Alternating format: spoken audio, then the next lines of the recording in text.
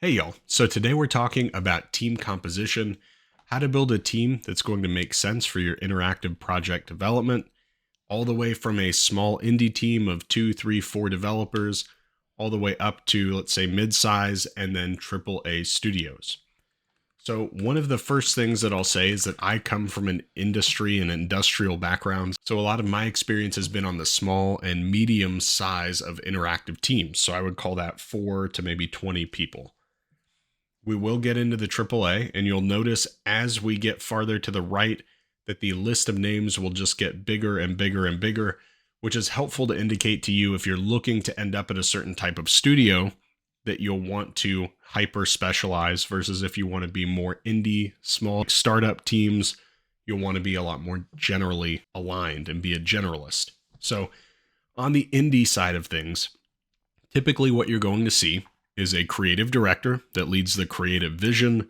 They ensure that everyone is aligned and that all stakeholders are happy with where we're headed. Then you have the producer that's going to be in charge of the budget, the amount of time allocated per asset, and effectively act as the counterpoint to the creative director. So the producer should always be saying, no, we can't do that because. The creative director should always be saying, but we must for the vision. Then you'll have a programmer and an artist. And typically in a team of even smaller than 4, you'll see the creative director double as the artist and the producer double as the programmer. At a mid-size company, so you'll have that creative director move over, and then you'll have an art director that typically works under that person that will eventually graduate into becoming a creative director as the studio gets bigger and bigger. You'll also have a role like a UI UX designer, as well as someone that does level design, perhaps even narrative design and quests and things like that. It's important to note that as we roll out more roles, as we move right, that all of those roles have to roll up to the left as you get smaller and smaller, and to being able to do all of those things at an intermediate level. So as we look at producer, the nice thing is in a mid-sized company, typically a producer just slides over. There's not a significant amount of production overhead because that role is really all about ensuring everyone has their assets ready to go at different phases of the project. White boxing is happening while 3D modeling is happening, all that sort of stuff. One call out here might be that you could scale to have an associate producer or a more junior role to help in this endeavor, but really at a size of, let's say 10 to 20, 25 even, you're not going to see a giant amount of scaling in this department, in my experience. For programmers here, you're going to start to see a little bit more specialization. So you'll probably have a programmer that's specifically inside of the engine developing the interactive gameplay for your characters with C# if you're in Unity, C++ if you're in Unreal, so on and so forth. You may also have a programmer that's very aligned with multiplayer or networking using things like .NET.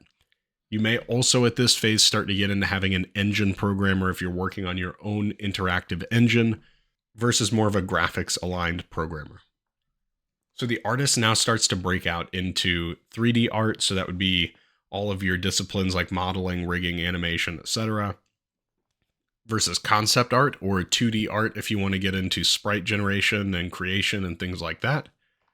You'll also start to see technical artists emerge at that mid-sized company where you're going to be more aligned with creating things like shaders, VFX graph, and things of that nature, as well as a dedicated sound designer.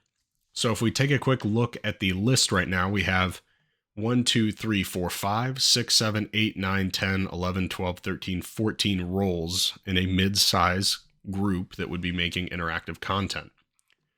So if we move over to the right even further, take all of those names and move them over to the right as well. So in addition to CD, art director, UI, UX, level design, narrative, this is where you may start to get more specialized and see things like a writer or a screenwriter. You also may have someone in charge of your cinematics and the creation of more the pre-rendered animation side of things. So your cinematic designer would be a role here. You'll also start getting into gameplay and systems design at this level. For producer, this is where things will segment down even more. So at this point, you'll probably have an executive producer, as well as a kind of veteran senior producer. That associate producer will certainly be a thing here. Something like a scrum master, as some call it. You'll also be looking at things like product management. So that would be more around the data and the KPI driven piece of your product and its performance. Looking over at the programmer area, this can further parse out into roles like technical director or lead engineer. You may also have things like DevOps engineers that are all about your CI/CD pipeline and ensuring that you have fast build quality and quick A/B testing and things like that. Platform engineers, as well as more specialized programmers like AI programmers. Now, artist, as all of you know, I am an artist by trade, so I can extrapolate this piece out quite a lot. But in a nutshell, we're looking at things like having a modeler, a texture artist, a rigger, an animator, and all of the disciplines that you think of when you're thinking of Maya, Blender, 3ds Max, and all of the 3D CC tools that you typically need to ingest data from that into a game engine to start working with an interactive scene. You'll also start using shader artists or having that technical artist kind of break out into being more of a hybrid programmer with art that can create things like very advanced shaders and VFX particle systems. You may also have specific artists dedicated to your lighting setup and leveraging things like the universal or high definition render pipelines. The other thing to note here is that none of this even starts to cover marketing, support, IT, administration, HR, all of these other roles that plug into this system as well. These are really just covering more the creative disciplines, although I would still call marketing quite creative, but it's just a beast of its own. So I wanted to talk through all of these, best explain what sorts of roles you're going to need on different teams and how all of them roll up into more generalized roles as you get smaller and smaller and need to wear more hats, as they say. So I've been on many teams where it was 2 or 3 people, and I functioned as the creative director of the project, where I had to create all of the mood boards and the front end PowerPoint files to pitch the idea.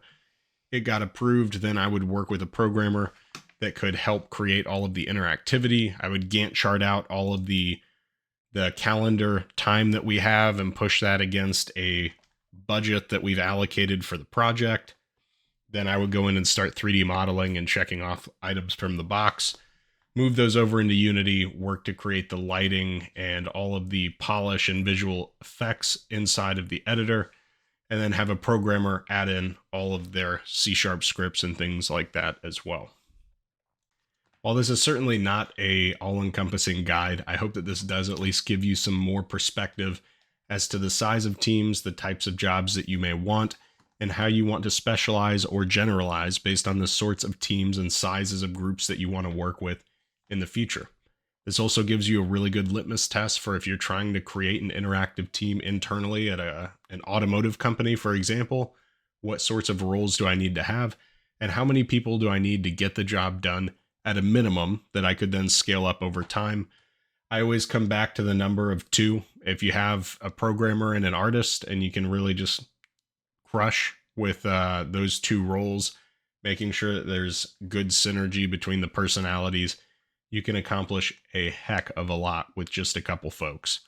As you scale up to that 4 number, I feel like 4 to 5 is kind of a magic number of you really start to get enough compartmentalization of roles that everyone can really add a ton of value and have clarity in where their role starts and stops.